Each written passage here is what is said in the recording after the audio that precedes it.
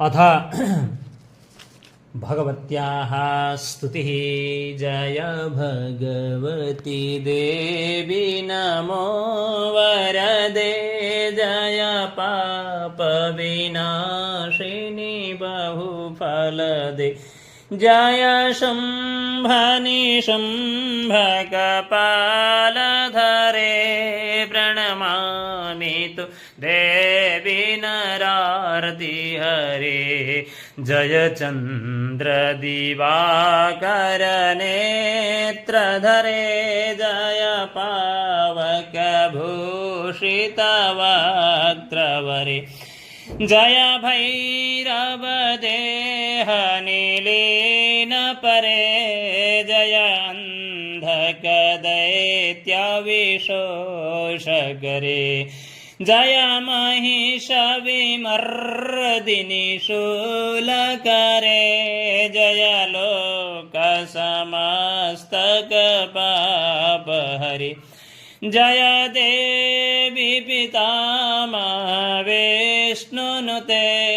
जय भास्कर शक्र शिरोवनते, जय षण्मुख सायुध ईशनुते, जय सागर गामिनी शम्भुनुते, जय दुःख दरिद्र विनाशकरे, जय पुत्र कलत्र विवृद्धि करे,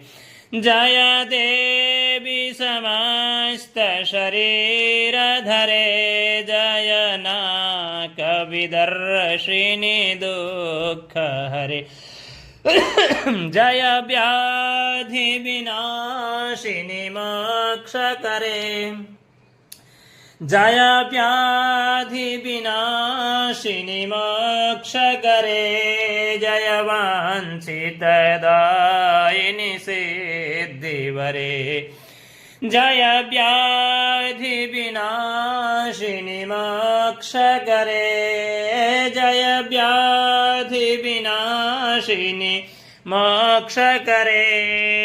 जय वांछित दायिनी सिद्धिवरे, जय वांछित दायिनी सिद्धिवरे, जय वांछित दायिनी सिद्धिवरे। तद्व्यासकृतं स्तोत्रं यः पठेन्यतः शुचिः गृहे